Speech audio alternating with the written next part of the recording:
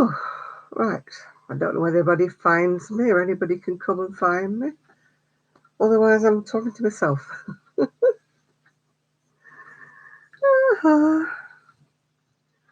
You can't go back and join the stream that you were in before. So, um, oh, you're back, eh? I don't know what happened. Everything froze. Yeah, thank you for finding me. It was that last troll that sort of froze everything up. I don't know what happened. It just wouldn't and I didn't know whether anybody could hear me. Oh, hi everybody! I'm glad you found me. The only thing I could think of was to stop and start again. That was all I could think of to do. And once you've stopped it, you can't go back into the chat that you were in. Yeah. Hi, Charmaine. Hi, Michelle. Let's hope they don't come and give us another raid or whatever and stop us all. Everyone's chat was working except mine. Yeah. I couldn't see anything. All the chat went. All everything went. Everybody got frozen and I couldn't get it back. So I felt like I was talking to myself. Well, I do a lot of that anyway, so I don't know why I'm surprised. What am I making? I'm making a cardigan, but it's all in one up to the armholes. It's for a customer. Hello, Teresa. It's only plain. Oh, boo to me. Oh, you reported them. I'm so glad you did. There were that many of them. How could you report them? Yes, I'm looking very posh, Patty. I had my invite to the wedding via the TV, of course. So this is why I'm looking posh. I've only worn it once to a wedding, so I'm determined to get it out and put it on again today.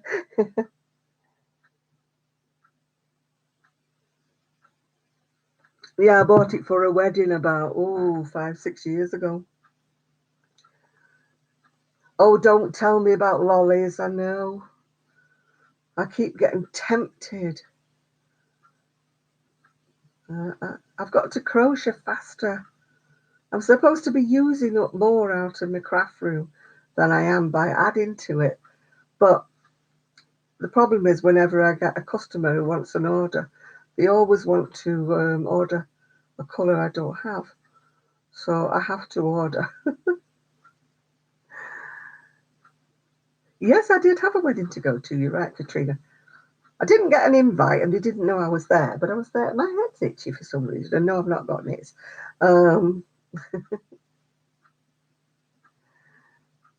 Got more, yeah. Oh, I've got quite a lot of clothes, unfortunately, yeah. I don't know whether she does, Anita. You'd have to ask her. She's on Facebook. So you could send her a private message on Facebook and see whether she does ship abroad.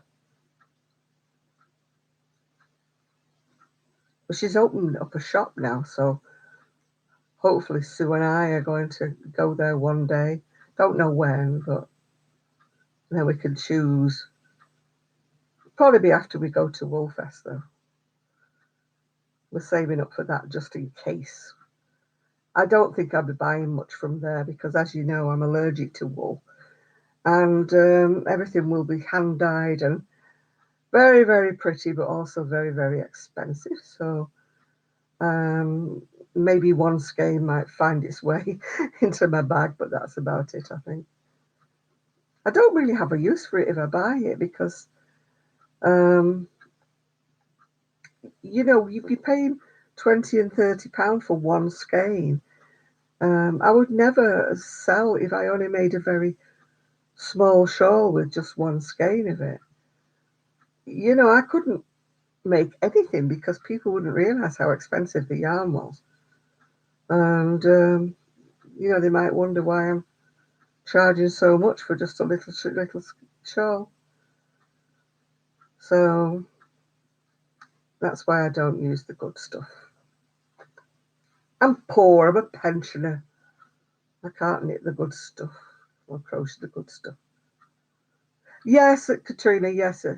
It's like I was talking to, I don't know if it's Christina or whether it was Kelly, and we said we need, um, just one skein or something. You got to catch me on the live stream. I hope you're going to behave yourself. We've had an awful lot of trolls tonight. Oh dear. Yeah, I may be hoping to get maybe a hello from Texas. Oh, you're a good girl, a good show. We've had an awful lot of trolls from Romania um, tonight. Uh, yeah, I'm hoping to get maybe a shawl pin or something. I think Kelly's hoping to maybe get a yarn bowl or something like that. And, I mean, I've still got the two skeins of yarn I got from Countess of Blaze in Manchester. I mean, that is a gorgeous place.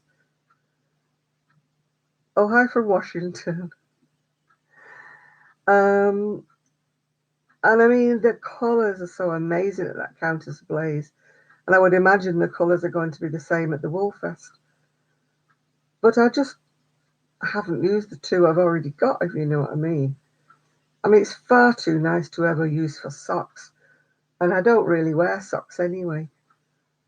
So that I'm going to have to maybe get a tone-in colour that would go with them.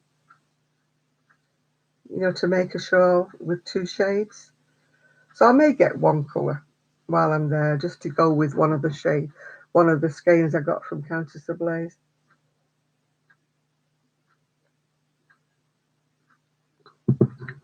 Although the one I got from Countess of Blaze was actually camel hair and silk. So, well, you've got a little channel of your own, then, you Texas ladies and gentlemen, if there's any gentlemen out there. Um,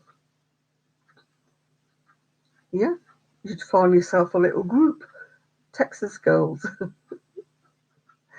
Make yourself a little channel so you could all have a little chat.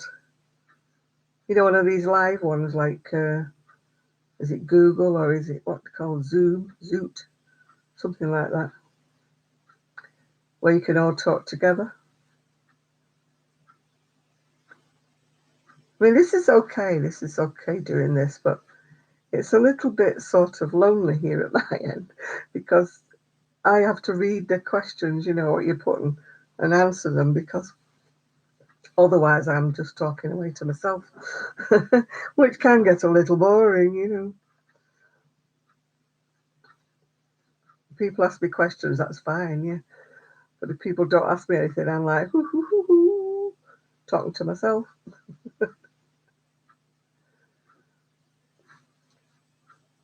Yeah, it would be nice if you made yourself a little group of Texas girls, yes. Where's Ian when I want him?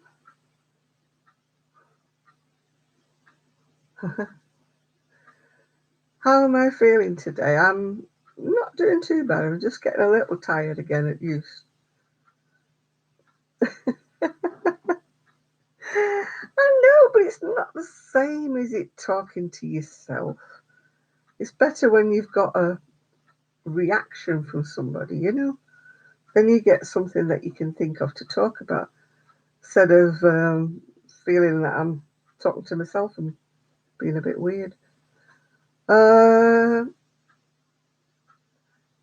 Little Gigi, oh, he's fine. I had him yesterday. I might have him next week. I'm not too sure. It depends what days they want me to have him and what days I'm going. Yeah. Yeah, Dina. I know it's when you live alone, you do tend to talk to yourself rather a lot, but it's a bit strange, isn't it? Really. I know Gigi's very, very cute. Here's my little darling. You blame it on the cats, do you? Yeah. Well, I talk to Gigi all the time when he's here. I think that's secretly why I like having him here because I can talk to him. He doesn't give me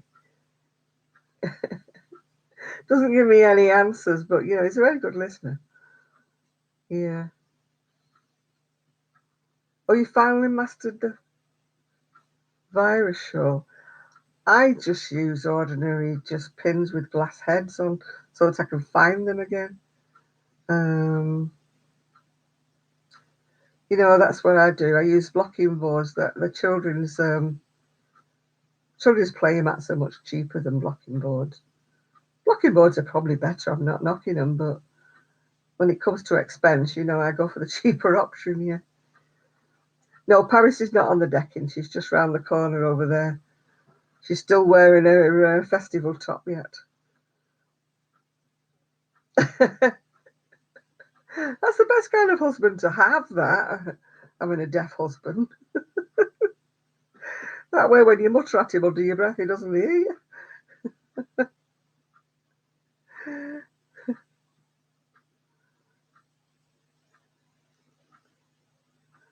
Mine used to just act dumb. My neighbourhood, yeah, it's lovely and quiet. Selective hearing, yeah. Yeah. My son has selective hearing. He tells me I'm mumbling. I think he's going deaf. It's probably all that rock music he used to listen to, or still does, yeah. I've got a new CD. I don't often buy a CD, but I did. It's Sia, what is it called? SIA, she called. She sings that I Don't Need Dollar Bills with Sean Paul, yeah, like a reggae version. It's the same version that, if you remember the bloke who was cleaning his barn out and singing to his goats, yeah. Oh, what's he called? Lavery. Something Lavery is called.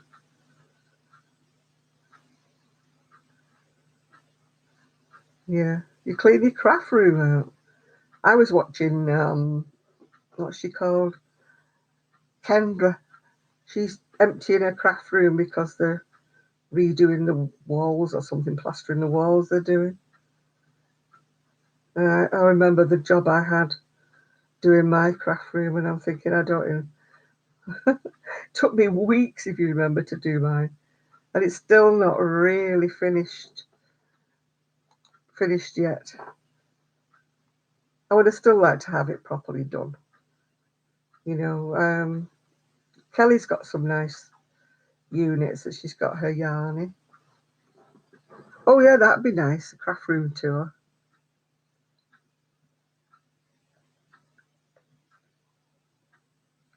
Well, I didn't have a craft room until my son moved out, and I decided to make my spare bedroom into a craft room.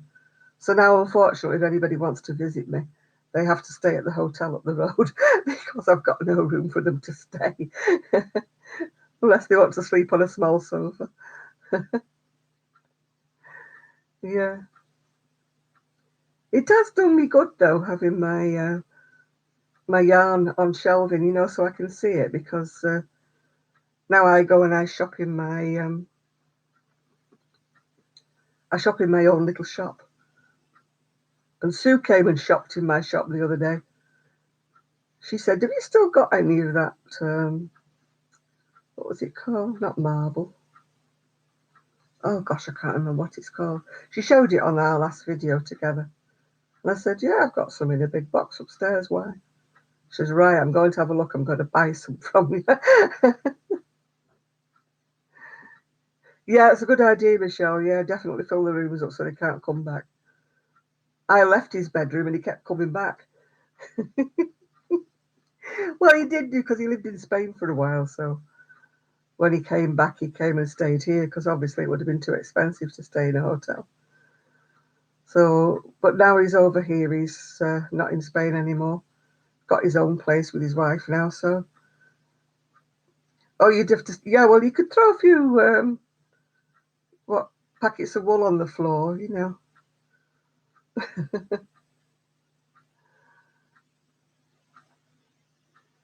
How do I do the ribbon on the pink top? No, it's not actually. It's done sideways. You do a narrow piece, and you do, if you're in America, it's single crochet, but you do it in the back loop, which gives it like this ribbed effect. And then when you've done it like that, you then start along the side, if you know what I mean. Um, it looks a bit like knitting, but it doesn't have the same give and stretch that knitting does, unfortunately. It, it just is. I don't like doing it because I don't like going into all the back loops all the time. But it does give the ridged effect. If you don't do the back loops, you don't get that ridged effect. Yeah. I'm sure there must be tutorials on. People ask me why don't I do tutorials, but everything that I would cover has been covered already, by people who've got these marvellous, wonderful videos on YouTube, very professional and well lit and got great cameras and stuff like that. And so I think, no, yeah. Yeah, I need to do some different hats. I look at all the patterns and then I think it's the wrong season. I'll do them later. I also need to do some charity hats before the winter. Get rid of some of my oddments.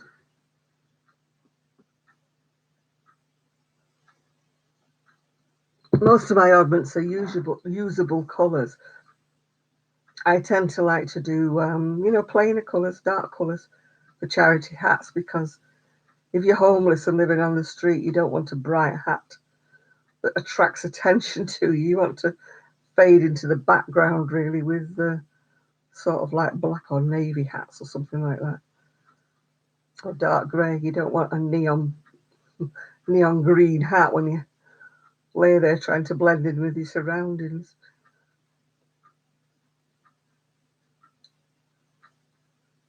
I mean, the brighter hats are great if you're donating to like a woman's shelter or something, where they're not actually out on the street. Yeah. Yeah, but yours are not always donated to homeless, are they, Dina? You're just donating them to people in need, aren't they? That don't have a hat. But if I'm doing specifically for the homeless, I tend to just do dark. Yeah, the first what I mean is you probably have a lot more people, whereas my people here tend to, um, yeah, yeah. I mean, your hats are lovely, Dina. They really are nice and colourful and everything. Which I would do if I was doing for a different charity or for, the children's hats and stuff like that. If I was doing for one of their children's charities, especially the ones that go abroad because they like bright colours, don't they? But for here in Manchester, if I donate to the homeless here, I tend to just use a dark colour. But the trouble is, I don't have that many dark colours in my stash. Um, my colours tend to be like purples and things. No, I don't make many children's things purely because I don't really know where to donate them to. Apart from Woolly Hugs, that what's she called? Oh gosh, I forgot her name. Karen Kazalistic. She does them for Woolly Hugs. I used to do for pram baby hats and things like that, but I don't know. See, I can't donate them personally. I rely on other people taking them to these places for me. So, yeah, unfortunately, over here, the homeless tend to be subjected to a lot of attacks, so they like to fade in the background. People think it's funny to go in a doorway and kick them, and attack them. It's the time of the times, isn't it, unfortunately? People are just not nice to each other in certain parts. You know, I mean, people think that all homeless people are drug addicts and drunks, and they're not. Yes, there are people like that are homeless because it's poor choices, but some people are homeless just purely because they got behind with the rent or the mortgage and they got thrown out of the house. Yeah. Oh, yeah, that's a good idea. To this, yeah. I live in an area just here that's, I won't say it's affluent, but there's not many really, really poor people around here. Yeah, some of the homeless are nice because they're just there because of circumstances. But sadly, the longer that they're homeless, the more they get influenced by people who, take drugs and drink. And if you're freezing cold, I suppose, out there, and somebody offers you like something alcoholic that would warm you up, um, it's yeah. I've never really inquired whether any of the churches around here do donate things, to the homeless or whatever. I've just always just done the hats and sent them to one particular place which just deals with homeless men mostly. They're always after things like, clean underwear and socks and toiletries that they can give, out in a little bag, soap and shaving stuff, little razors and things. Um, I don't know why I tend to do it at the winter time, but I suppose I can think of more people are cold. I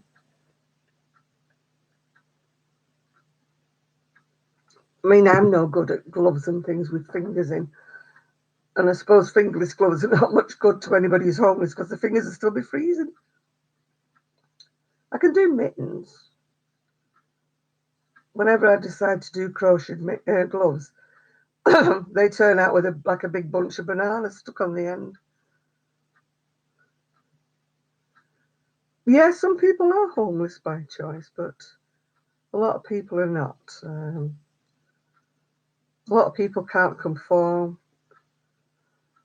I mean, where my mum had a caravan in Scotland, it was near Loch Gilphead. It was near the Mull of Kintyre, and there was a guy there who used to live in a tent behind the hedge on the roadway, and he lived there all the seasons, winter time, summertime. And he used to do work for people, a bit of casual work here and there. But he lived out in this tent all year round. But he preferred it that way. He didn't want to go. People offered him different places, to go when it was snowing and that. But no, he preferred to stay in his little tent. I wouldn't like that. I like somewhere nice and warm, not a tent. Caravan would be okay, I suppose, if you were desperate, but or a trailer, as you call them in America. But no, I prefer my creature comforts. Although I am addicted to looking at those videos about tiny houses. And I don't know why, because there is no way I could fit in a tiny house. Yeah, some people it is by choice. Yeah, Dina, you're right there. But some people are there by misfortune. Yeah, yeah, yeah. It must be nice sleeping out sort of under the stars when it's nice and warm. But in the UK, it's mostly raining. Although I shouldn't say too much because we've had a very lovely couple of days so far. Just hoping it's nice tomorrow because I want to do my bedding. And I like to line dry my bedding, yeah. You're the same with tiny houses. I think I'm just intrigued in where they put everything. But I wouldn't want one of those tiny houses that were off grid, where you had to deal with all your wastewater and stuff like that. Oh, have I sent it to you, Tara? Good. Hope you're enjoying it. Don't send it back for a while. I'm just enjoying a bit of sunshine for a bit, yeah.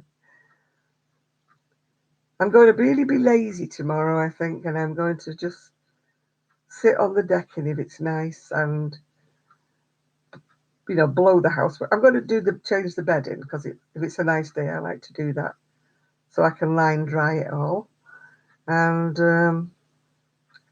make the bed again. But I think that's all the chores I want to do tomorrow. I bought a ready cooked half of a chicken from the supermarket today, and I got some prepared salad. So I had that today for my dinner, and I'll have the other half of a chicken, if you know what I mean. Um, yeah, a lot of kids finish up on the street because I don't know what it's like in the US, but the foster care system here sort of tips them out. I don't know whether it's 16 or 18, I can't remember. Um, and then they can't cope. A lot of them can't cope because their foster parents don't want them because they're not getting any money for them, which I think is sad.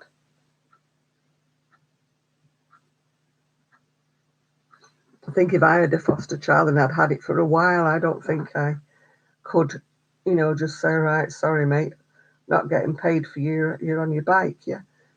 Um, no, I think I would end up keeping them, if you know what I mean, until they got a job, because uh, they need a balance, don't they? They need a sort of base, I think, kids. Um, I think it's awful when they just like get tipped out of the system when they're 18. Yeah, they need a better support system. They definitely do. I mean, I'm not saying that they should carry on paying for them when they're 18, but I think they should help, their foster parents if they want to keep them. I think they should help them more with trying to find themselves a job or going to university, say, for example, college. They should help them with, money wise situations because a lot of these foster parents would keep them on, but they just can't afford to, especially if the kid's going to university or something. I do think the system is wrong. I mean, when my brother went to university, my mum and dad were in a bad financial situation. We didn't have the shops then. I'm going back to when there was just my dad's wage coming in. And my mum had to buy books and things for my brother, but all his tuition and everything was free. Oh, good evening, lecturer. So I mean, he was fortunate enough, really, that it was very, very difficult for my mum and dad to keep him at university. But during the summer holidays, he would get jobs, to save up the money to help to support him, like through the time as he was in college, in uni. But at least he didn't have to have this big loan thing like they do now. I mean, some people are still paying off loans from years back. They can be about 50 years old and they're still paying off a student loan. It's just ridiculous, really.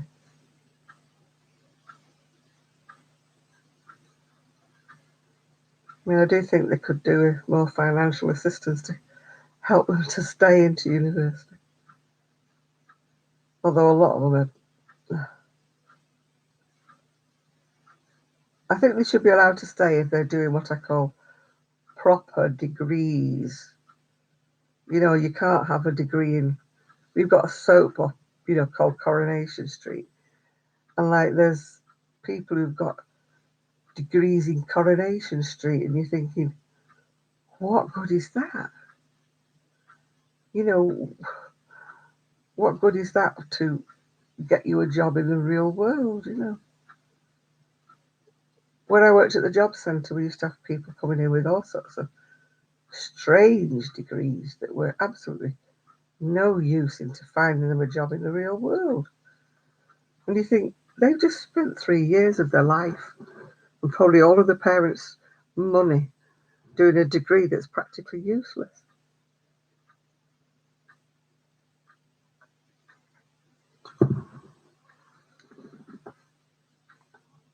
I didn't go to university because on the week I was supposed to go and start and to get my name down, for the university accommodation, I finished up in hospital having my appendix taken out. And I missed my place in hall. So I would have had to go and try and find some accommodation, like a bed sit or something, and I just didn't want to do that.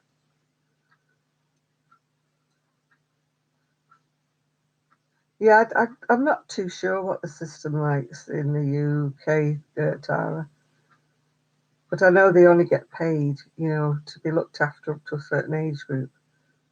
And then after that, they're kind of on their own. And I mean, most foster parents are really, really good, but you get other foster parents who are just in it for the money. And when they're not getting any money for the child, then they don't want that child. Um, so I think it must be really hard. It must feel like rejection.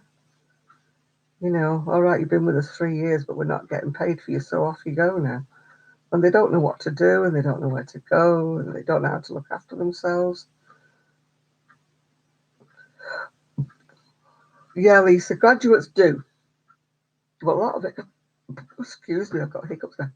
A lot of it is their own fault. I used to go work in the job centre, as you know, and they'd come in straight from university and they would want a top job, uh, earning £35,000 a year. And I'll say, well, what experience have you got? And they'll say, well, we've graduated in it. And I say, yeah, but what experience do you have?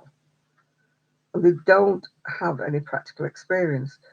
And when you suggested that they sort of went to be an apprentice with a firm that they would like to work for and go and volunteer just for a fortnight or so to see whether, the firm liked them. Oh, I'm not working for nothing. No way. Or they won't take a lower paid job even in the profession that they want to go into because they say, no, I've not worked for 3 years at university. But they don't understand that you can't just walk into a job for £35,000 a year when you've not actually got any experience. And that was the hardest thing that I used to struggle with. The people who did get jobs were the people who used to volunteer, to do, um, 2 or 3 weeks in a firm for nothing. Oh, Tyler, you're back again. And they used to often get taken on by that firm. And, you know, but you can't talk to a lot of university graduates. They have an attitude that they think that they're great and they should. It was their right to have this job, that was so many £1,000s a year, and they were the ones who were still there years later. Yeah, they probably were serious about their career, but you cannot walk straight from university. You can't walk into a job. Yeah. No, Tara, I've never heard of a firm called Cotton Flowers. I don't know whether anybody else has. I've not heard of them at all. I don't think I've tried. The only, I think it's German wool that I've ever had was be the Opal. I think that's German. And I've made socks. So I've never heard of one called Cotton Flowers. You like trains, do you?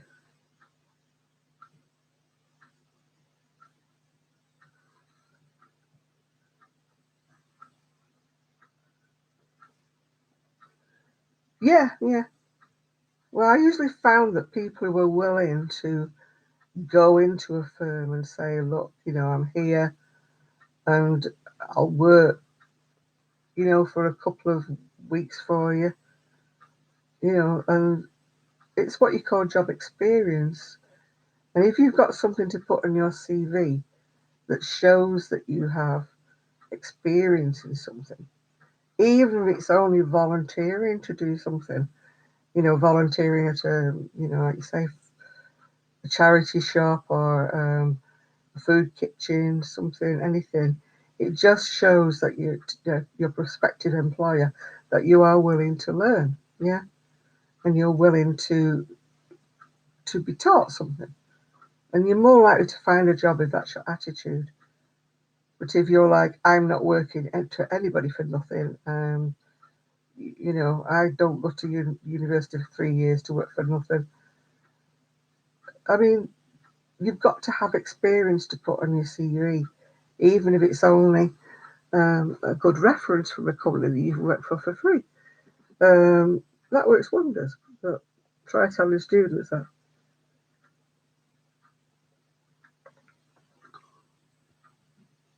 I used to get people coming out of university and they couldn't even spell well enough to fill in, or they didn't understand how to fill in, the application forms to get job seekers allowance. I mean, I had one guy and he'd wrote all over his form, like the bits about children and the bits about wives and stuff. Why is all this stuff in on this form? It doesn't apply to me. And he'd written all sorts of really horrible comments. And I pointed out to him, I said, if you'd got to the end of question 6, it said, if you are single and you're not got a spouse or children, then go to question 28.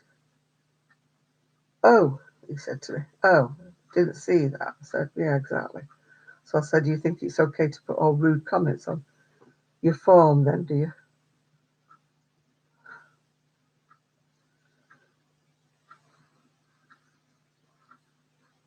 Yeah. I just got so annoyed with the way that they come in. And I have a good education. And, they talk down to me like, you don't know what you're talking about. You know what to university. You're just this, that, and the other. And I'm thinking, that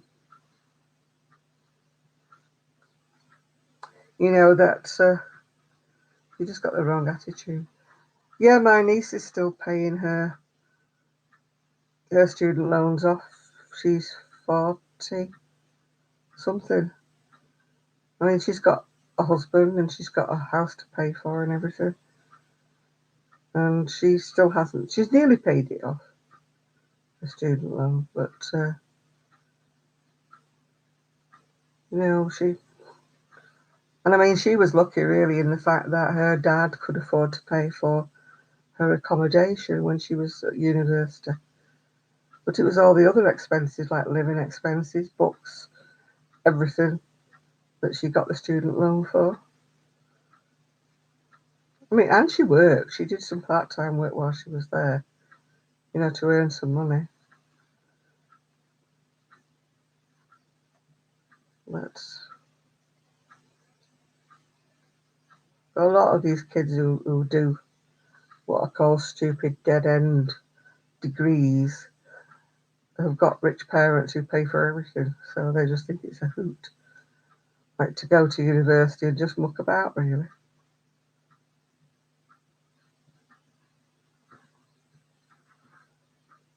If most people's parents can't afford all this, so hopefully the kids have the attitude like, that the debt's ours and we'll pay it back eventually. Yeah.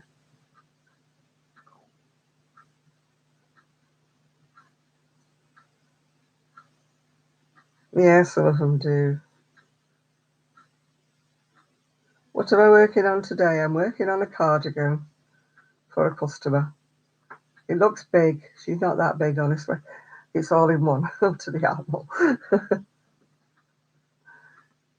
It's just all in plain, well, trebles to me, double crochet to you. And it's on a smallish hook. It's on a 350 because I didn't want it to look too open, so that it would drop when it's washed. I like it to keep in shape when it's washed. I mean, I look at lots of things, that are for sale on Etsy, and honestly, they're such a big hook, and I'm thinking, when you wash them, they're just going to go droopy and sad, and um, go out of shape, and I wouldn't like to actually make anything, and then the customer washes it, and then they're very, very disappointed with it.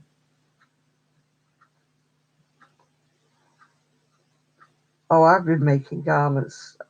I don't make blankets at all. I just find them very boring. Sorry, sorry, Tara, but I do. I mean, Christina, that comes occasionally, she likes making blankets and baby blankets, but I'm afraid I don't. Sue likes making baby blankets too, but nothing any bigger. These people who make massive blankets all the time, I think, oh gosh. I'm doing very well, Esther, thank you. I think Tara's got blocked now. Yeah, I like doing shawls, yeah. I just try to find out the niche or whatever it is that people want to buy. And it's very difficult to find that. I make things that people look at and they like it, but it's either the wrong colour, it's the wrong size, it's whatever. But I don't advertise that I do custom orders because then I get asked to make blankets and mermaid tails and stuff like that. And, I don't crochet anything that big. I'd lose the will to live, yeah. You will be blocked, Tyler, if you don't stop being stupid.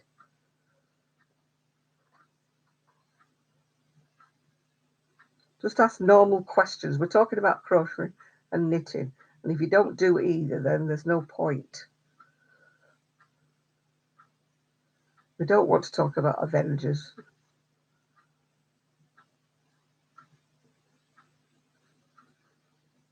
Yeah, well, it all depends, Tara. I mean, I didn't set out trying to sell things, but I crochet so many things, and I can't afford to donate them to charity because I'm a pensioner. Let's face it, I don't have a lot of money.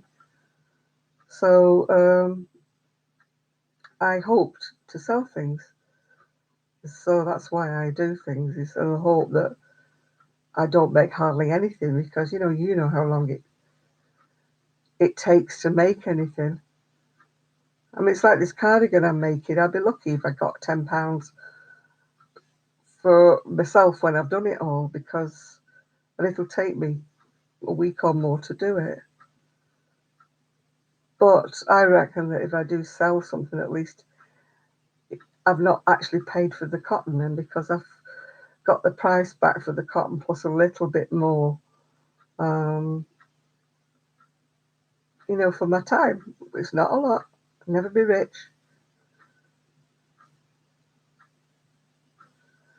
Yeah, I can't. I like looking at amigurumis. I admire people who make amigurumis, but they're not for me. I can't be doing with little fiddly bits and pieces that you have to stitch up like ears and legs and things and feet. And I can't embroider faces to save my soul. So all of mine look like gremlins and they would frighten any children. So no, I don't do Annie's. Some people do. I mean, Kim, she does them wonderful. And Karen, she does them as well. Quite a lot of people do lovely amigurumis, but it's just not my thing. Yeah, I make a lot of stuff, cardigans and that without a. Yeah, they might be cute, but they just wind me up when I'm having to make them. so they're not something I take pleasure out of. Whereas Kim, Blue Cherub, she absolutely adores making them. She makes things one after the other, and she does very well with selling them as well. But I don't have the patience.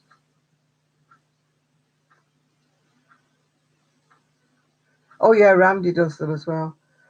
Randy makes a lot of the lovies, doesn't she? Yeah. That white one, what's it called? Not snowy, I can't remember what it's called. It's got a pointy nose.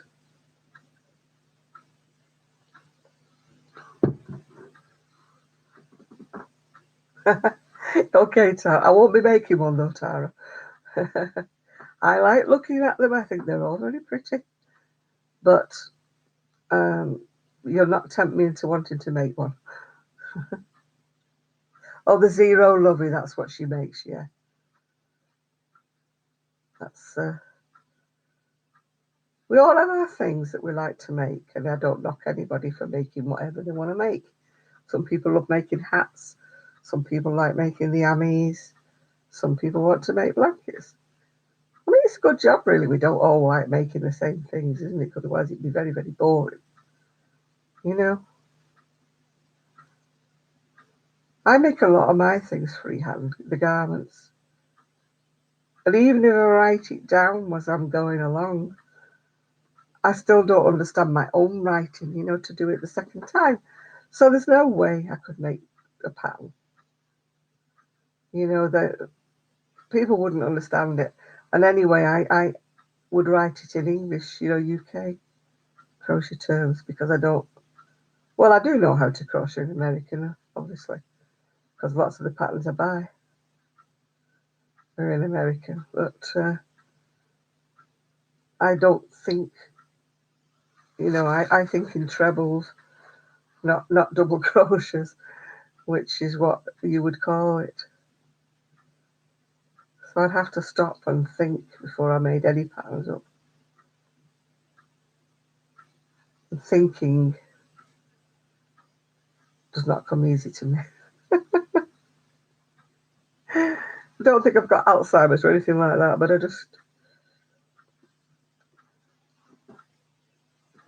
yeah, exactly, Tara, yeah.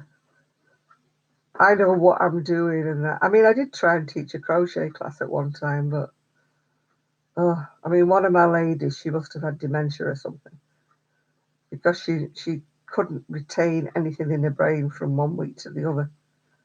And she was holding my class up because every week I'd have to start again from the beginning with her. And then she'd keep coming to me, interrupting me, saying, "Is this right? Is this right? Show me this again. Show me that again." So the rest of my class weren't progressing, and I couldn't really say, I didn't have the heart to say to her, "Look, you're holding everybody else up. Don't come anymore." Anyway, I had to give the class up because the cafe we were doing it in closed down. Yeah. Nothing to do with us holding the crochet in there, but it did. So I can't say. And she was the one who said, "Oh, can I have your phone number? Then I can carry on my crocheting lessons." And I'm like, "No, I'm not doing them again. I can't cope." Yeah, other people in the class got on quite well with it, except for this one lady. And she was the one lady who'd never missed a class. You're thinking, "Oh, please don't come." I mean, even the people in my class were saying, "Oh, God, I hope she doesn't come this week. She's holding us all up."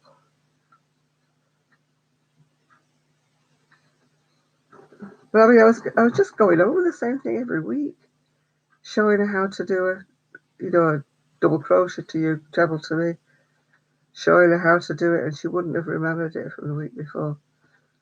Explain it to me again. Explain it to me again. Oh,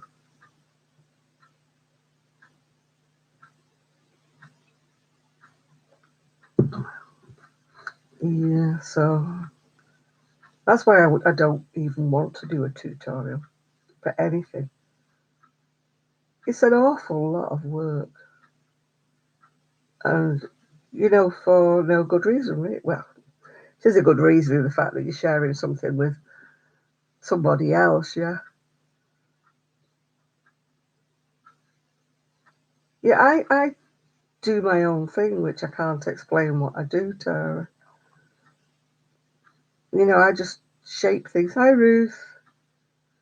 I just do my own shaping and do everything freehand. Um, I mean, with this pattern I'm doing, I only looked at the pattern to get a rough idea of how many chains. Doing doing it for the attention. She could have been. Maybe she was lonely, I don't know. I mean, she used to say when she was trying to practice at home, her husband said, "I'm so glad you're taking up crochet and you're quiet." So maybe he was enjoying the peace. I don't know. Oh, thank you, Tara. I've been crocheting since I was a kid, though, so I've got a lot of years under my belt. A lot of things stump me, though. Funny enough, it's usually the more modern patterns that stump me because they over explain, if you know what I'm saying. I'm not used to patterns that over explain. I'm used to older patterns that just tell you to carry on in pattern and do things. So I wouldn't be any good at writing a pattern out because I would be that saying the same thing, just continue but decrease one stitch at either end or something like that. But you get other people who want every row explaining to them and they want a stitch count for every row. Yeah, you're right. There are a lot of. I've bought patterns and paid £6 for one single pattern, not a book, not a magazine, one pattern, and it's so badly written. Tyler, are you going to be good? Because if you're going to start being silly, you're going to have to go again. Yeah.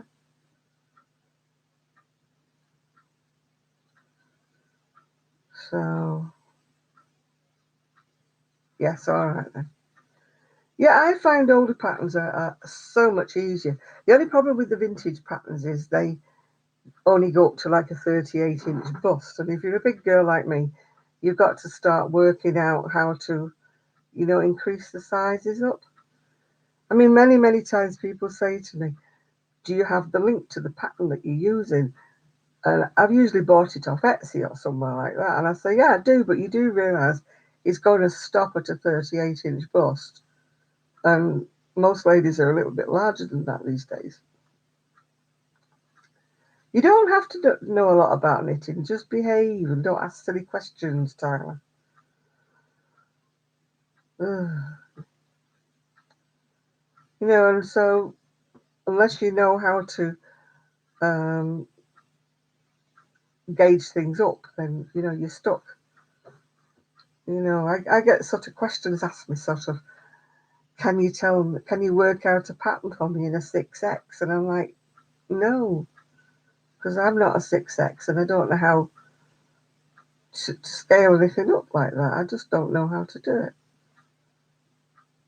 If you asked me to make you one, I would have a go at it, but I can't make a pattern.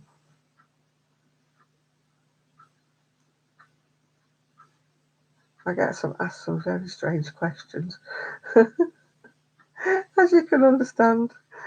I don't know whether people ask you strange questions, but they ask me some very strange questions. I had a lady the other day make a comment on one of my videos from 2013, I think it was. And she put on, it's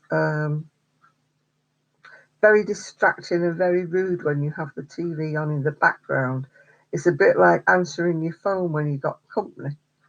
And she goes, I'm not listening to you anymore. And I'm thinking, well, I'm sorry, but I didn't realise that you could hear TV on in the background, yeah.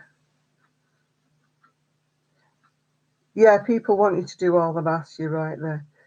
But not only that, they want you to give them a row count. Every time you decrease one, they want you to give you the row count on every row, which I can't do. I might do it for one size, but not for all the sizes. Well, good night, Marissa. You have a nice day. Yeah, it is frustrating, Jeannie, yeah. It's also frustrating when I'm trying to teach a class and the rest of the class are trying to keep up with me. And this one particular lady's holding everybody back. I mean, I did feel sorry for her, but I felt more sorry for the other, like, 10 people in my class that, couldn't progressed because this one lady was holding them up. She just wanted one-to-one tuition, but even then it wouldn't work because she would have forgotten it the day after. Or I used to say, go home and practice the stitch right now while it's still in your mind. Go home, practice it. But then she wouldn't. She'd have something else to do. So 2 days later, she'd pick it up and then she wouldn't remember anything. And I used to say, well, look on YouTube, but she didn't have a computer. I said, look on YouTube, you'll find it on there.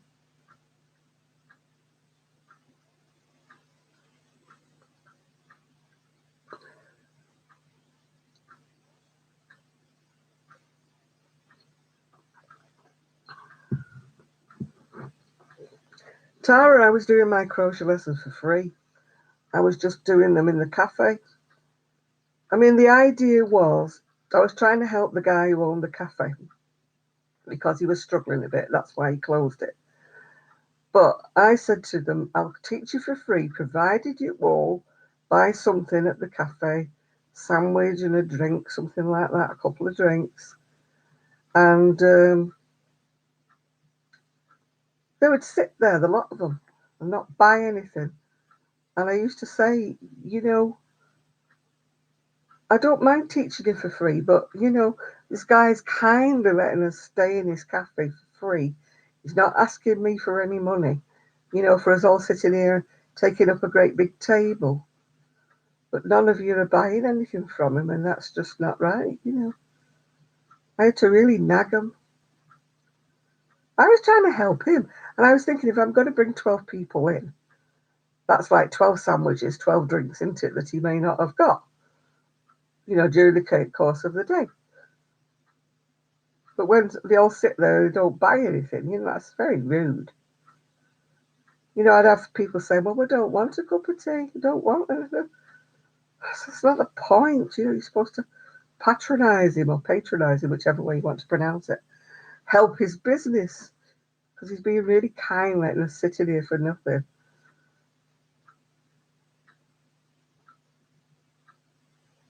Yeah, it is sad. That's my one dread, that, Jeannie. I I would hate to have a stroke. If I lost the ability to do things, that would drive me crackers. Honestly.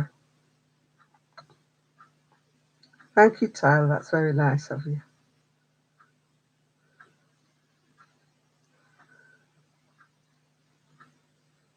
Yeah, if I lost the ability to craft, I mean, I don't know what I would do. It's the one pleasure that I've got. Yeah, that's what would worry me the most, Gina. If I lost the use of my brain, really.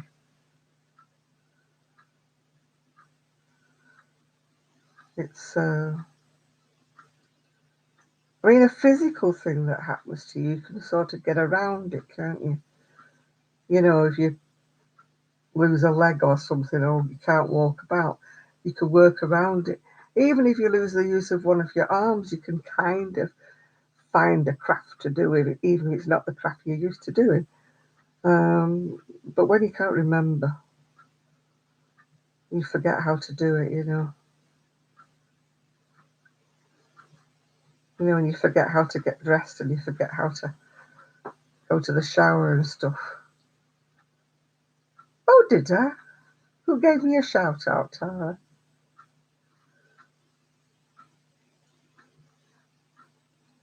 Oh, yeah, I get forgetful, very much forgetful. But I did pass my Alzheimer's test, so it's not that. Oh, gosh, yeah. Oh, that's sweet. Is that Ross, is it? Smells like yarn. I think it's Ross. Ross. Is it Ross or Ross? I love the guys who do crafting. I think it's so nice that they're sort of braving the system, if you know what I mean. Because there's still people looking at you funny if you're a guy and knitting or you're crocheting, and I don't know why.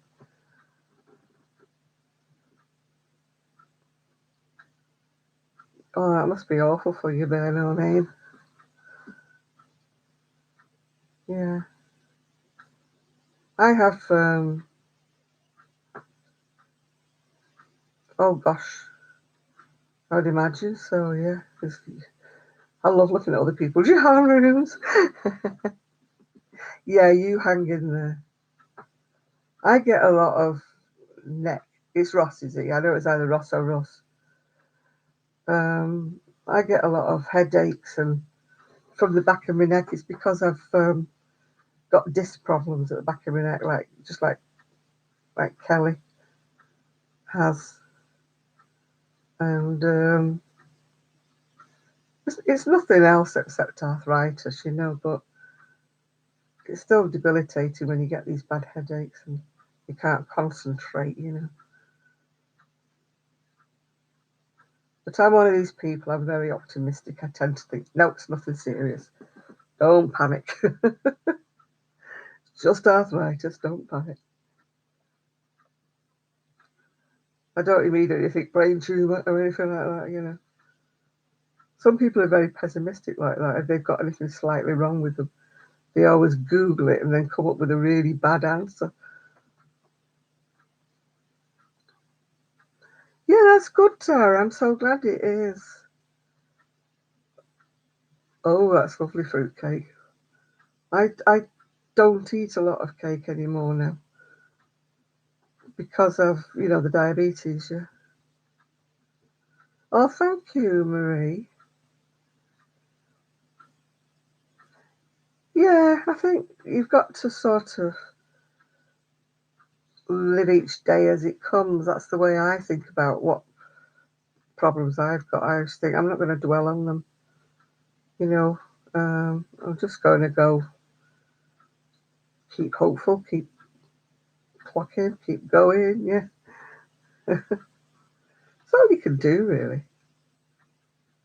Because I mean, I hate watching videos where people are very health chatting. And they're always, this is wrong, that's wrong. I think I've got this, I think I've got that. Yeah, you can send some down. It got very well with that coffee that.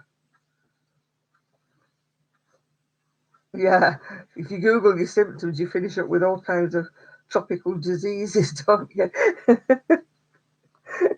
Beriberi and dengue fever or something. When actually you've only got a cold. No, I tend not to think about things until I get told something. I don't go into tests and things thinking, oh my God, have I got this? Oh, have I got this? Which a lot of my friends do. When they used to go for their breast screenings, they're all, oh, I've got to wait 2 weeks. Oh my God, it's on my mind all the time. And I used to think, don't think about it. The time to think about it is when they come back and they tell you that they've found something. That's when you should worry. Yeah. I must admit, I do Google some things, especially when they give me a new kind of medication for something. I do have a Google at it to see whether I'm on the right stuff. Um, but then you Google all these side effects, don't you? Think, oh my God. When you talk to your doctor, they say, oh, they have to put these contraindications on the side of your medication because there's a very slim chance that you will get that. It's not you will get them, there's a very slim chance that you will get this. Yeah, we shouldn't do it, should we, Michelle? We shouldn't Google the meds, should we? Because we should just take them in ignorance and just swallow them. Although one of mine, oh dear, gave me all sorts of side effects. Look, got lipstick all over my face. Oh, I look like I've got a clown mouth. All right, Tina. Good night, Tina. The back of my chair It's a shawl that one of my friends, and I wish I could remember which one of them it was, sent me as a gift, and it's a lovely, lovely colours and that. I can't remember who sent it to me, and I keep hoping that somebody will say, "Oh, I was the one who sent it to you." And I can't remember who it was. It's very bad, isn't it? Good night, Tina. It's like when people give me yarn and I put it upstairs, and I know that it's been gifted to me. So when it's been gifted to me, I won't make things for the shop with it because it's obviously been given to me as a gift. And then I start working with it and I think, who gave me this? Who did I get this from? I should put little tickets on saying, this came from X, this came from Y, because I forget, because I'm clueless that way. It's like when people say, how much did you pay for that yarn? And I think, I don't know. I bought it about a year ago and I've got no idea. I mean, at one time I used to put little stickies onto the packets, saying how much I paid for the packet or how much I paid for the ball. So it gave me some idea, when I was pricing things for the shop, when I made things, finished things. But as good intentions. Oh, have you seen it, Stella McCartney? She does quite plainish things, doesn't she, Stella? Was Sir Paul there? I didn't see him, Sir Paul McCartney. I don't know whether he was at the wedding. I didn't see him.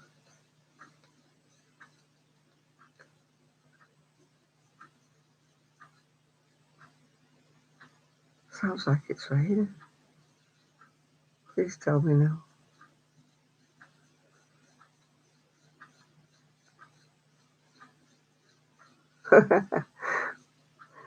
I'm very, very lucky, Michelle. I never ask for anything. But people do send me occasionally gifts of yarn. Oh, that sounds lovely.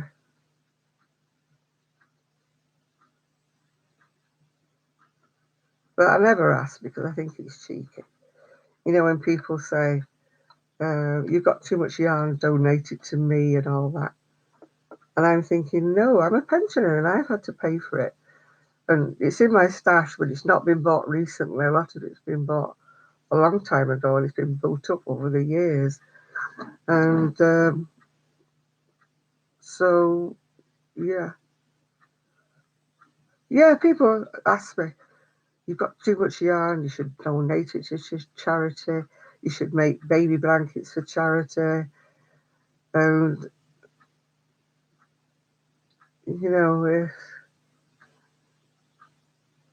it's just the way. People want to give me yarn, then I'll accept it, obviously. But I never ask for it. I never say. The only time I ever ask for it is if it's something specific I want from the US. But then I will ask one of my very, very good friends, and obviously I will pay for it. I don't expect anyone to give me anything. If I ask them for something specific from the US, I will PayPal them and send them the money because I know how expensive it is to send things in the post. I mean, I'm sending, garments and things to um, DOS, and I'm having to charge them as much for the postage as I have done for the actual cardigan or jumper that I'm making for them. But that's the way it is. I don't make any profit. It can cost me. I mean, sometimes I make a loss. I'll put on it's £12 to send such a thing to the US, and then when I get to the post office, it's cost me like 15. Um, Postage is just so dreadfully expensive. You know, oops,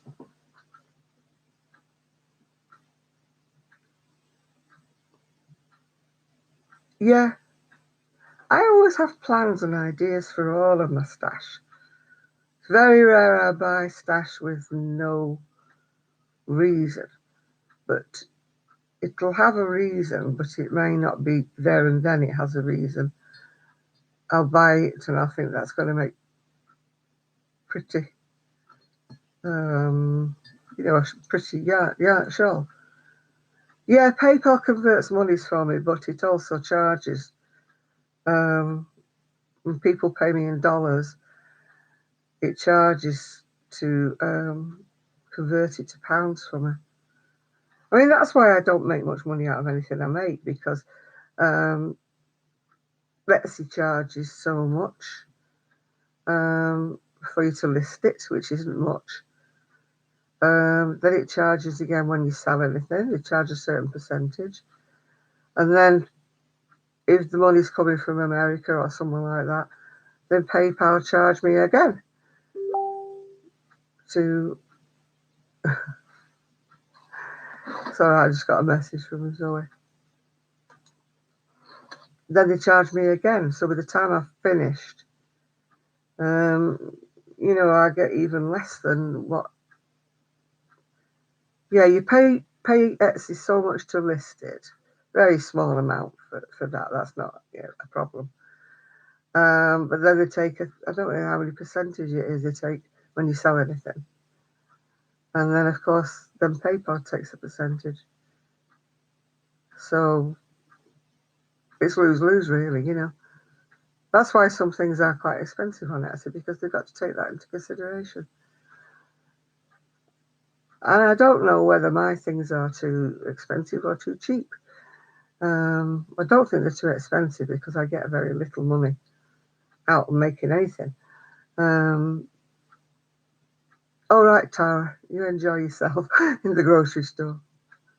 But sometimes I look at other people's things, and all right, they're better known than I am. They've got a known.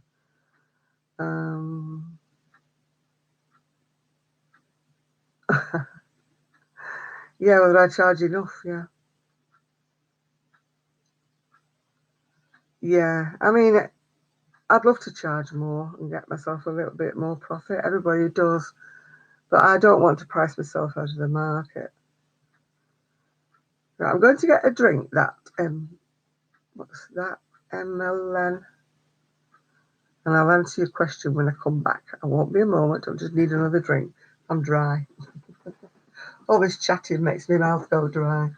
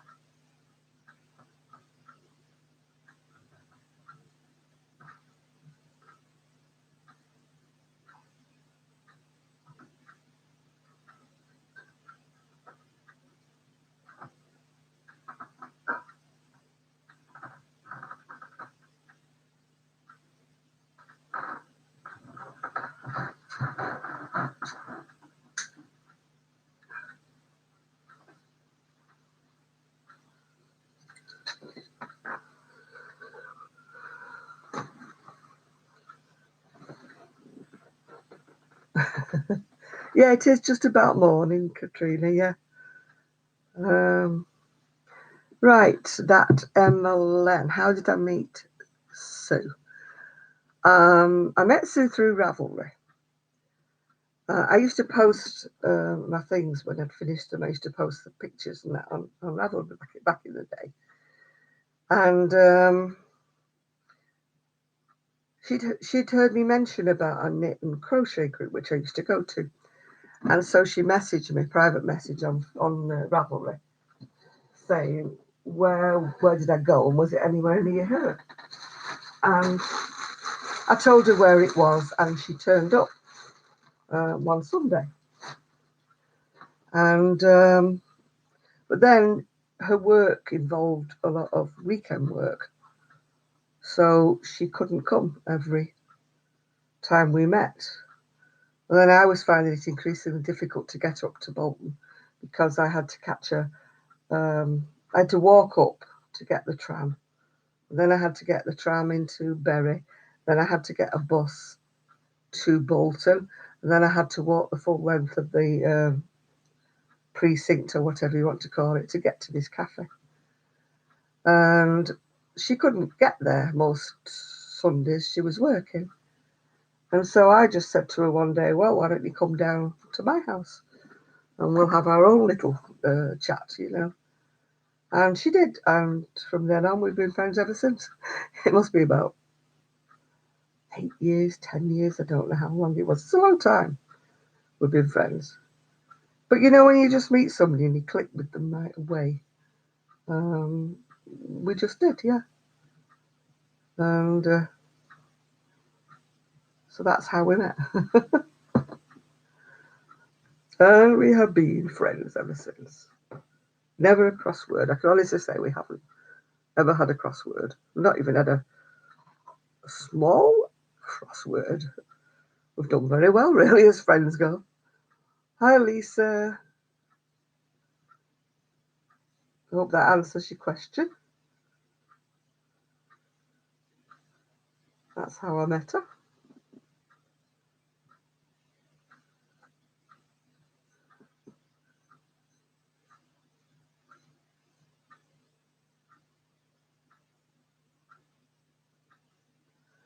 I don't know. If you're genuinely interested in crochet and knit, I don't think age matters at all. I was one of the oldest ones in my knit and crochet group. Most of them were quite young. I was like the old granny of the troop. But I can honestly say they didn't treat me that way. I was just one of the gang. So, I mean, it was just the opposite direction for me. I was like the old one. I didn't know whether they were all in their 20s and 30s. And I was like the old biddy of the lot of them. But I can honestly say they just accepted me. They didn't shun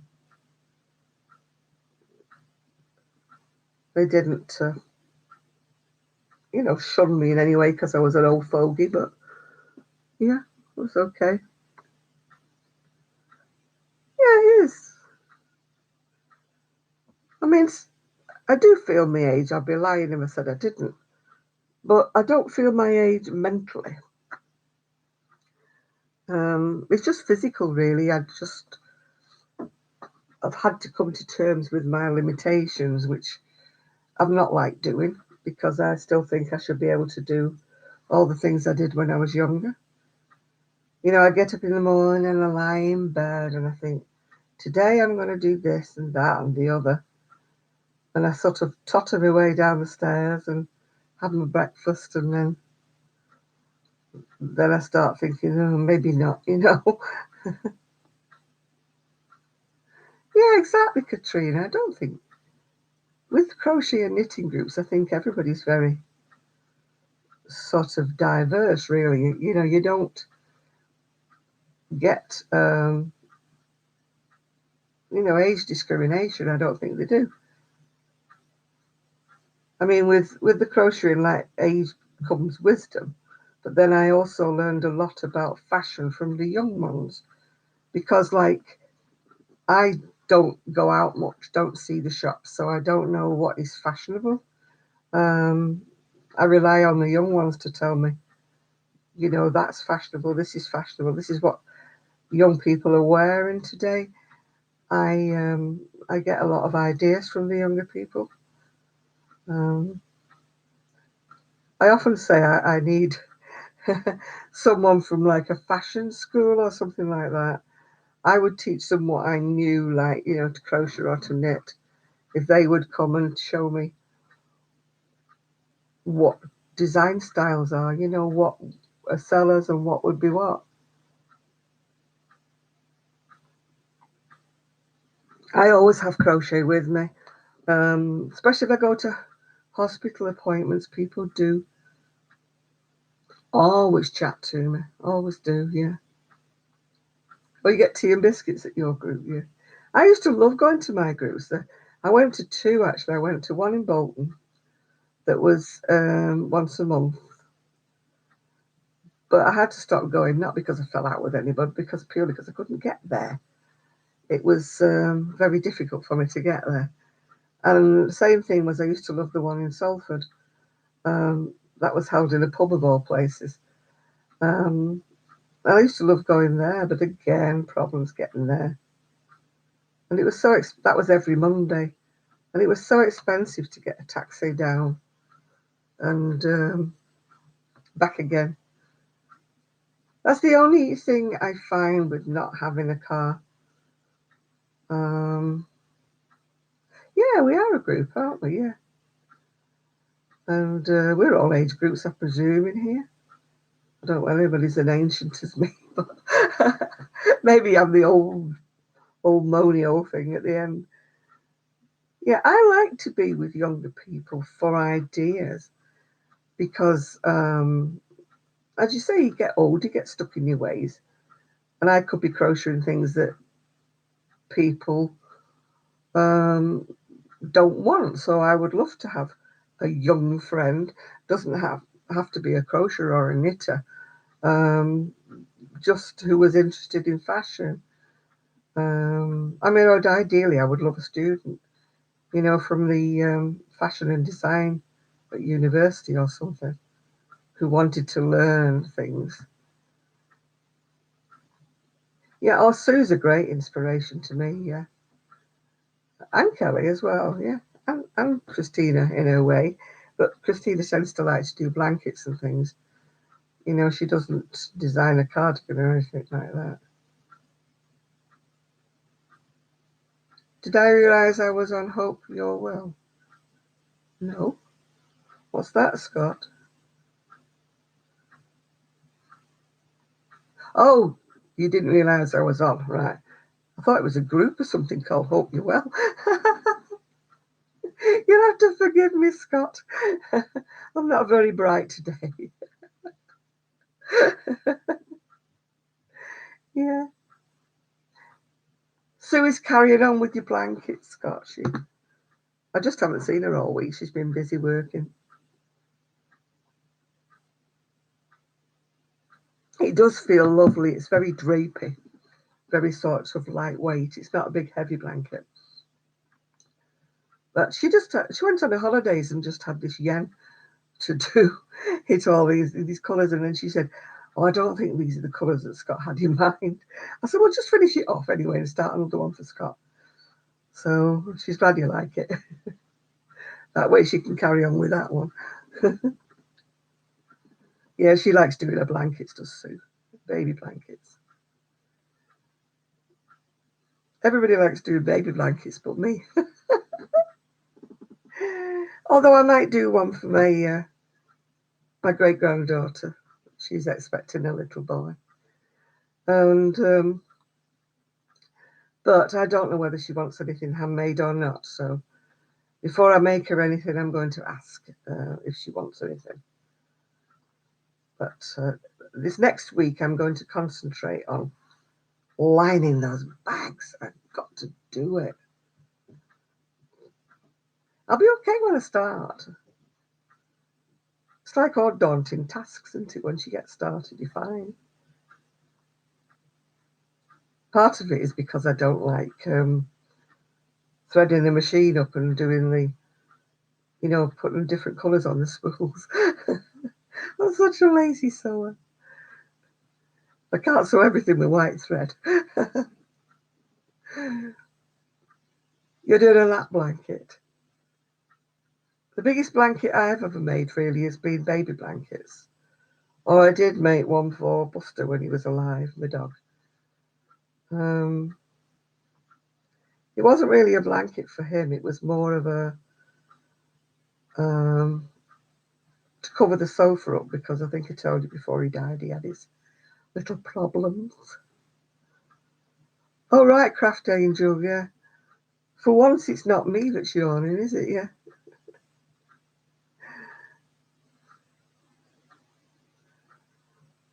Oh gosh. Yeah, I think that's where I go wrong with blankets. Right, see you all next time. Yeah, you're right there, Craft Angel. Enjoy your evening. I think that's where I get bored is if I choose to do a blanket like all in one colour or something. I think that's where I get too bored. I do love that. What's it called? Bavarian crochet. They call it the yarn eater blanket, don't they? So pretty, but apparently it just swallows up the yarn. It's really, really pretty when it's done. I did try to stitch, but I thought, oh, no, not for me. I'm a lazy crocheter. If I don't like doing the stitch, I'll just.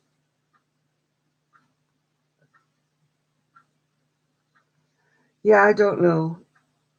Well, I know what my great granddaughter's. No, my granddaughter is having. She's having a little boy, but I don't know whether she wants anything crocheted or not. Her older sister didn't want anything. She wanted everything bought from the shops, if you know what I mean. And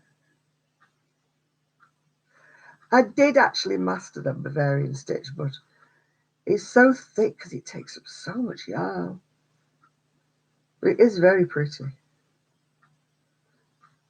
I did manage it a bit with it. I think I was watching a tutorial on YouTube. Yeah. Oh, you went crazy buying yarn. Oh, I'm always. My eyes are bigger than my hook when I'm looking for yarn. I think, oh, that'd make a great shawl. That'd make a this. Forgetting I've got like about 20 bowls upstairs that would make a great shop. Yeah.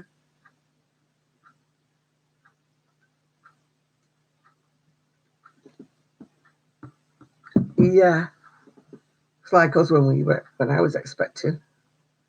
Oh, I'm still here. Yes. When I was expecting, you didn't know what you were having. They did all the old wives' tricks, didn't they? With, spinning a ring round on a bit of cotton and stuff. Um, I felt all the time that I was having a boy, but I didn't know. Um, it was only the last minute that I decided to make um, one pink cardigan and one bonnet, just in case when I went in that it was a girl. But I gave the bonnet to a lady that was in the ward with me. In those days, they wouldn't let you go out to the hospital unless you had a hat for the baby. And she didn't have a hat. And she said, oh, if I ask my husband to get me a hat, he'll get anything. And I said, oh, have this bonnet so she could take her baby home with a bonnet on.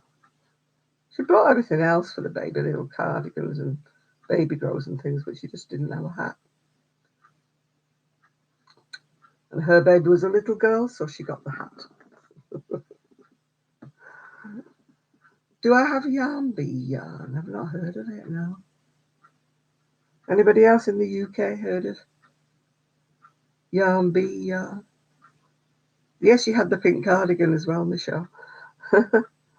Well, there's no point me keeping a pink cardigan and a bonnet.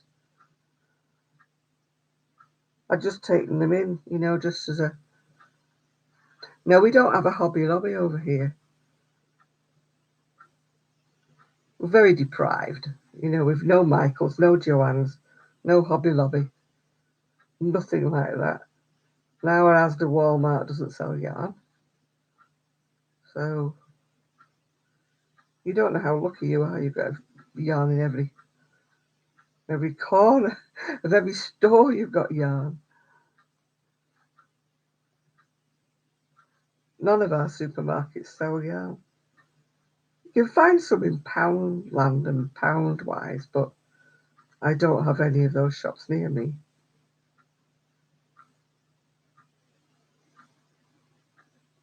Yeah, thank God for Lolly. Yeah, we're going to try and make a visit there one day, Sue and I, but we don't know when. Just whenever we get the whim.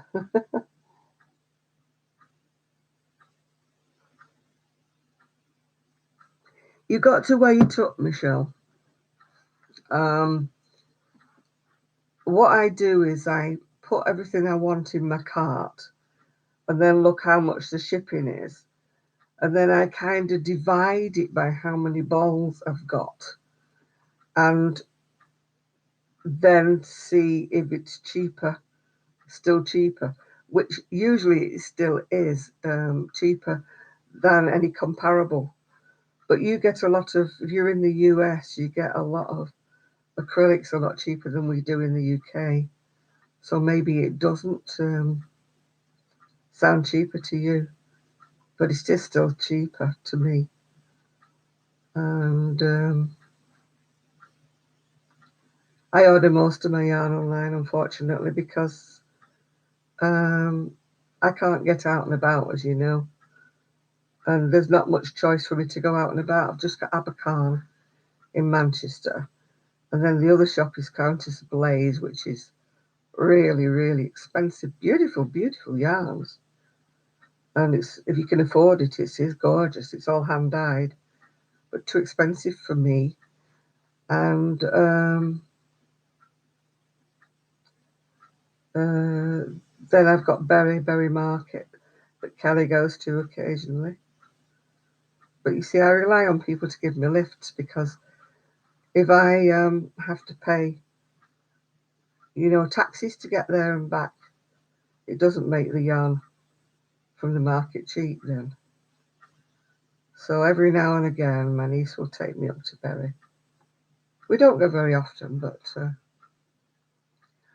I have bought some yarn from Aldi, but my local Aldi doesn't have any. Never has yarn. If we go to another Aldi in Middleton, which is supposed to. All right, bye, Lisa. I don't know why my Aldi doesn't have wool yarn. I asked the Aldi in Middleton why my shop didn't have any, and he said every Aldi is supposed to have the same. And I said, well, tell me why when you're advertising it on emails. I go down to my local and there's never any there. I can't believe that somebody's so much of a knitter or a crocheter that they whip me down there before crack of dawn and buy it all up. I can't believe that. I don't believe they ever have any.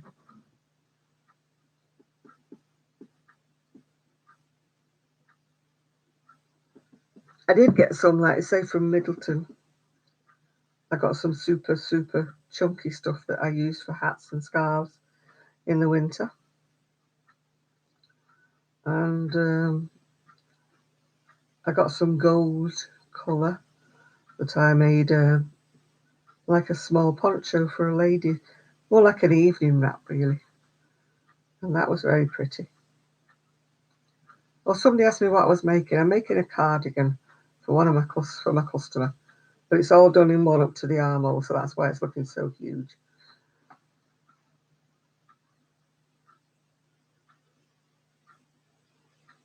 Yeah, I've even gone like 9 o'clock in the morning, Jeannie, and there's nothing there. I mean, there's not even an empty basket, to say that it's been there. So yeah, I really don't believe they have any.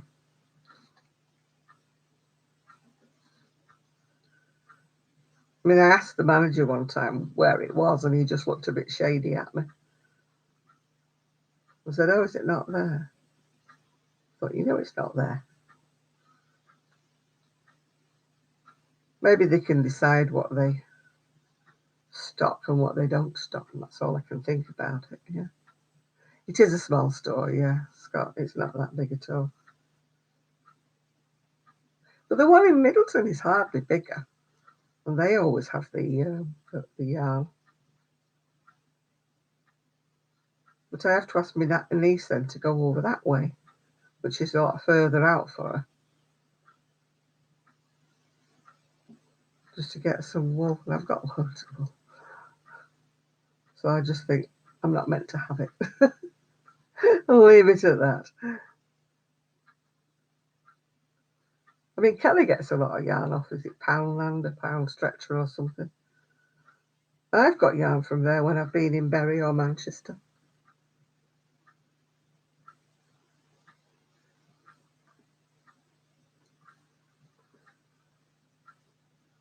But I like Bury Market as well when I get up there.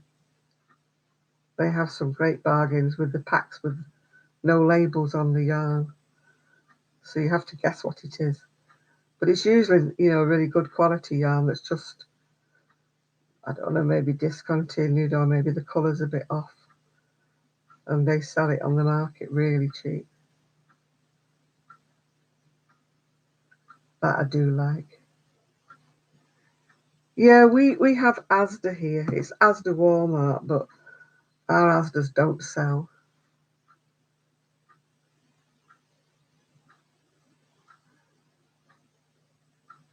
Our Asdas don't sell any yarn at all. Never have done.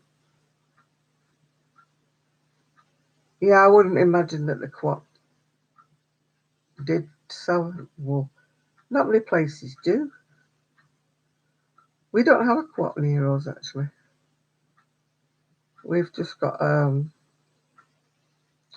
Aldi. We've got a Lidl further down the road. We've got Iceland. Obviously, they don't sell wool. We've got Tesco, and they don't sell it.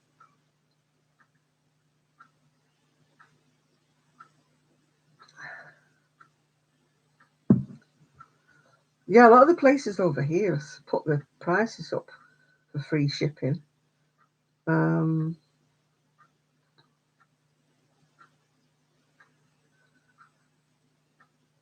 um, the stores that used to send you free shipping for £25 have now put it up to 30, which is it's not bad. That's why Sue and I tend to try to join together, to make an order up for somewhere. Then we can share the postage if we have to pay it, or share the order to get to 30 quid so we don't have to pay any. But with ice yarns and hobium yarns and that, you have to pay postage no matter how big. Do years and years and years ago, who knows, we used to sell Mary Maxim at the shop. It was in funny, funny little hanks. It was really weird stuff. What am I making? I'm making a cardigan for a customer. Yeah, we used to stock this Mary Maxim chunky wool. It was in the funniest hanks I've ever seen. They used to fold it over and it was like flat. Oh, you're going now, you Katrina. Good night to you. Thank you for joining me.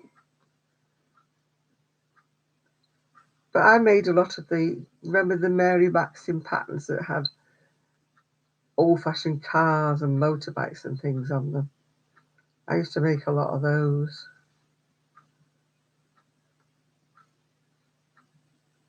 It was good though, the Mary Maxim that we used to sell. I don't know whether it was wool or what it was, but it used to wash really, really well. But it was hand washed back in the day. But when we first started with our wool shops, everything was hand washed. It depends, Scott. It depends on how big it is and, whether it's got a lot of pattern on it. I tend not to sort of time myself. I mean, all these things that you read when it says you should charge $10 an hour and things like that. I mean, I would never get that for a cardigan or anything. If I add up the hours it takes me to do it. You're talking like the price of the wool plus about £100 for your time, if not more. It was ridiculous. It would never sell. Graph patterns, I don't mind a graph pattern, but Sue is the graph pattern queen.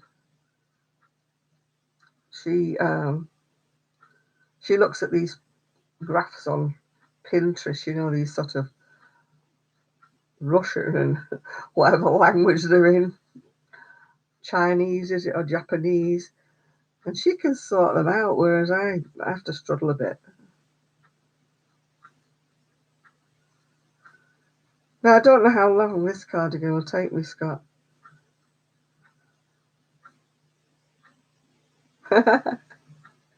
I fall asleep a lot during the day when I'm crocheting. The number of times I've lost my crochet hook, and I'm like underneath the recliner looking for it. Has it gone down the sides? Oh dear. I don't know if falling asleep, I just go poof. Then I find I've either lost my hook somewhere. My yarn's one place, my crocheting's another place. Gigi's usually asleep on me somewhere. As soon as Gigi sits on me, that's it, then I just go to sleep. How far am I away? Oh, quite a long way. Who knows? I don't know how far Manchester is from London. It's quite a way. Gigi's at home with his parents, said Gigi. I might see him one day next week, I don't know. At the moment, there's always one of his parents at home.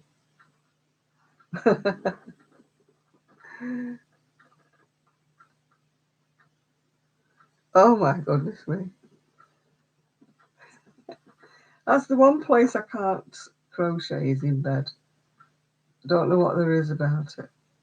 Even when I'm in hospital, you know, and I'm in bed, I just can't get much crocheting done. I have to get out of bed and get on the little chair at the side of the bed. Well, Gigi's very good, you know, he never chews anything. My Buster never did. The only thing he would want to do, he wanted to sleep on whatever I was trying to crochet, which, as the poor little soul was a bit incontinent as he grew older, it wasn't a good idea. I used to have to take it away from him. I mean, nobody wants to buy anything with doggy tinkle on it. My cat ate the knob on the end of wooden needles once. He chewed it all to pieces. But that's about the only thing anybody's ever done. You know, you read about these cats, don't you, that run off with balls of wool and they're all round the table legs and everything. But my cats were always well behaved, really. One cat used to get annoyed when I was, waving the knitting needles in the air. I don't know why my head's so itchy. Must be this fascinator. No, they don't really bother. None of my dogs or my cats have really bothered. Apart from that one cat who chewed the knob off a knitting needle, but one of my cats used to chase my needles, you know, when I used to knit and they were waving about. Hi Yvonne, I'm doing fine today, thank you.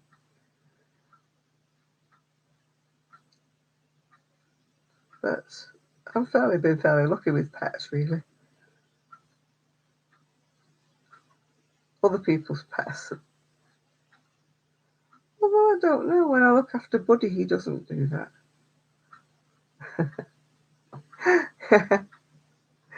Gigi's like that.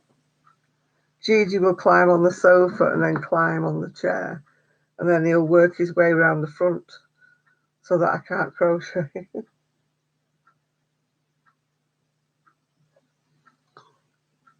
I can't crochet anyway when he's around because if I'm doing anything for a customer, and if Gigi's shedding, I have to put my crocheting well out of the way of him.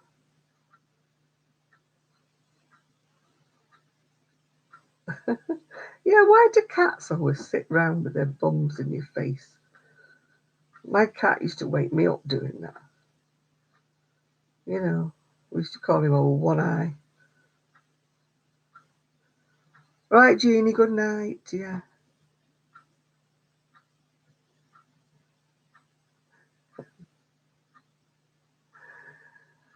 Thanks for joining us, Jeannie. Yeah, I don't know what there is about cats and dogs. And if I put a sweater down of mine, you know, if I take it off, put it down somewhere, Gigi will sit on it and curl up in it. I don't know whether they like something with the scent of you on it. I don't know. I know when Sue came the last time, she tidied up the lounge and she put that lovely blanket that everybody made the squares for me for my birthday. She put it on the back of the sofa, and he was going mad, and I didn't understand what was going wrong with him. Why am I itchy? Um, it's probably because you mentioned fleas there, Cordamassa. Um, no, it's who knows, isn't it, that's got the flea problem, yeah. And then I realised what he wanted. He wanted me to take the blanket down from the back of the sofa and make a nest with it. Yeah, Gigi likes to make a nest in the laundry. Don't know why. Yeah, it's probably because it smells of us, yeah. Gigi likes to make a nest everywhere. He just gathers everything together, pulls it with his teeth, and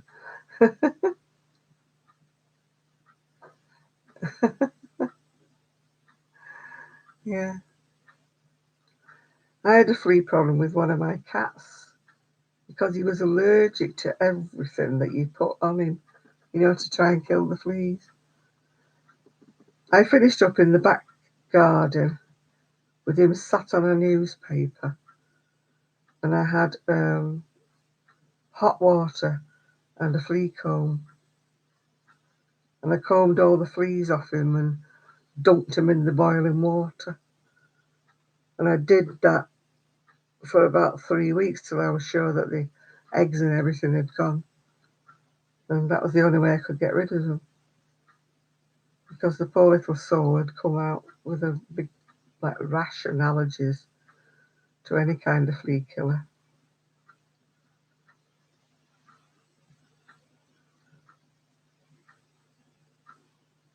Yeah, no, I found combing them with those flea nit combs, whatever you call them, bug combs.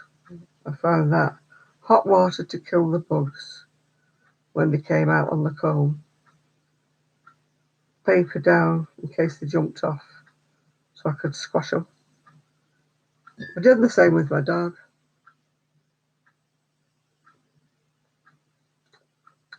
My dog went to the vets one time and come back with fleas.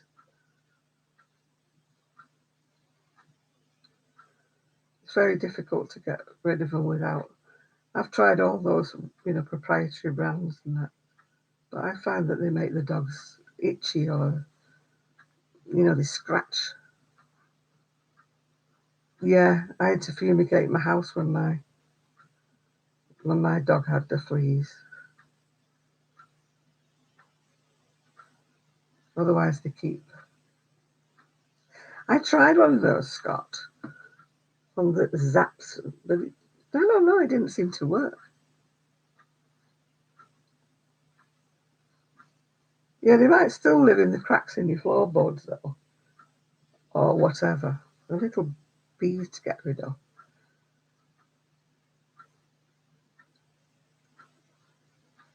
I mean, Gigi, I combed him every day for a couple of weeks because we were sure he had a flea. And then he went to the vets in the end because I couldn't find this thing. And the vet found this one big flea, just one. And I said, God, how the hell did we keep missing this?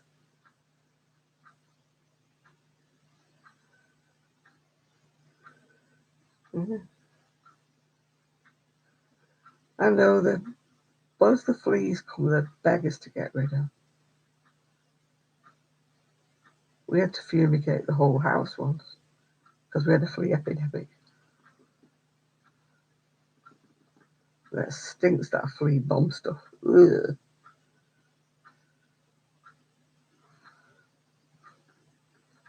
I don't know where Gigi got his one flea from, because it was driving him insane. And apparently, I didn't see it, but his daddy said it was huge when the vet found it. But he only found the one.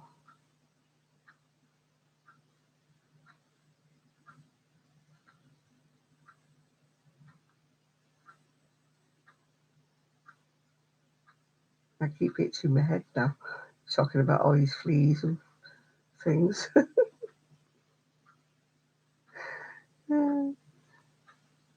it's nice today. I'm going to do the bed linen. I didn't do it today because, it was the wedding and everything.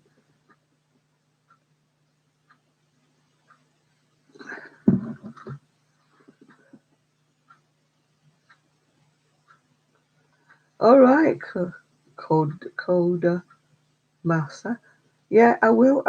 Actually, it's 1:45 in the morning here, so I usually go till about 1 o'clock and then I say goodbye to everybody and get in my bed.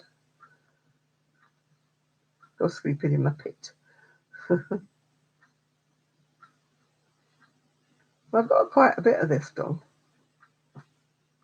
so we'll see how we go. I feel like it's using wool up, but I'm doing it all in one, aren't I? So I suppose it's not. I'm on my third ball now, but I changed my hook to a tighter hook. No, it didn't rain for the wedding. It was lovely, beautiful. Would have been such a shame for all those people who've been camping out for days, wouldn't it? She'd have had to have the hood up on the carriage.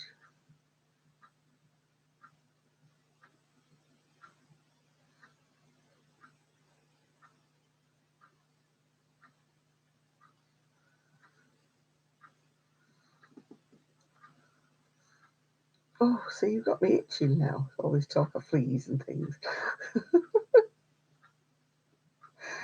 Oh dear.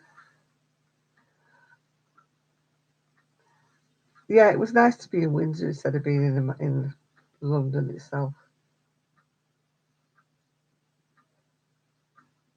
There would have been a lot more people if it had been in London. Look at me scratching.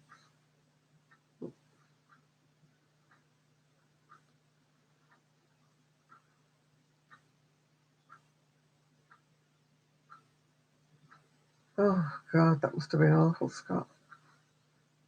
We had a flea epidemic with one of the cats. I'm going back about 12 years ago. They were everywhere. The bees, they were. You'd be sitting on the chair watching TV, and one of them would jump on your arm, and bowls they were. Yeah, I had to have the whole house fumigated. Chiggers. Are they a bit like those big, what do we call them in England? You might know, Scott. Ticks, that's it, ticks. They stick on the dogs and they won't come off. When my son was in Spain with his two dogs, he used to have to always be inspecting them, to get rid of these ticks.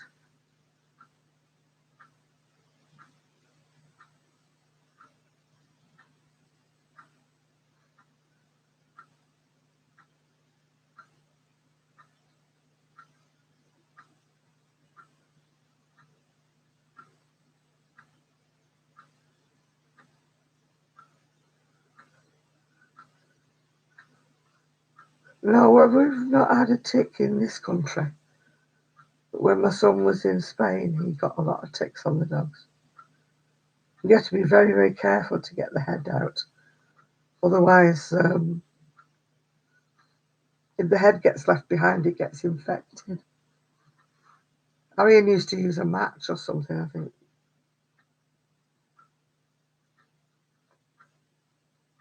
burn them out.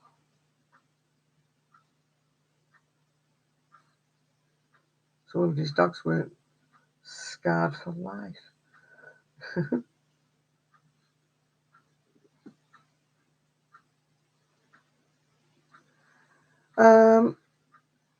I do make a little bit of money from my YouTube, but I don't have enough subscribers to make. I could never make a living out of it. I would have to. I maybe get a payment every 2 or 3 months, something like that. You have to get you over a certain amount before they'll pay you. I don't know whether it's £60 or £80. And sometimes it can take me 2 or 3 months to get to that amount. They don't pay each month whatever you've earned. They just pay you once it gets past about £80. They'll pay it you. So I do make a little bit of money, but sadly not enough to live on.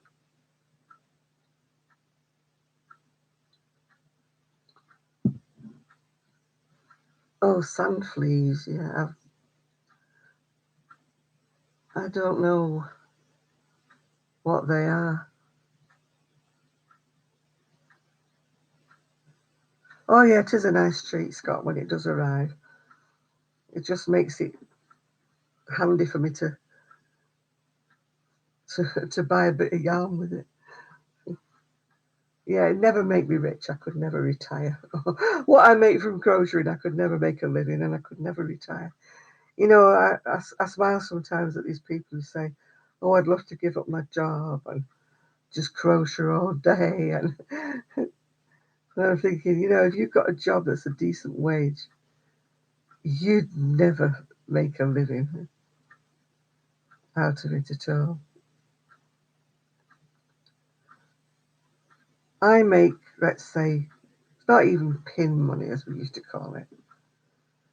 It's just enough to keep me interested. Yeah.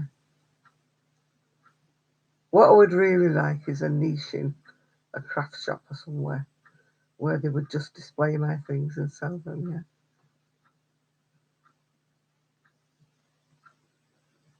Yeah. Yeah. It's getting near to 1 o'clock. I shall be closing down very soon because I'm getting very tired, and when I get tired, I start going, and you finish up talking to yourselves because I have nodded off. And my voice is going, I don't know whether you can hear it or not.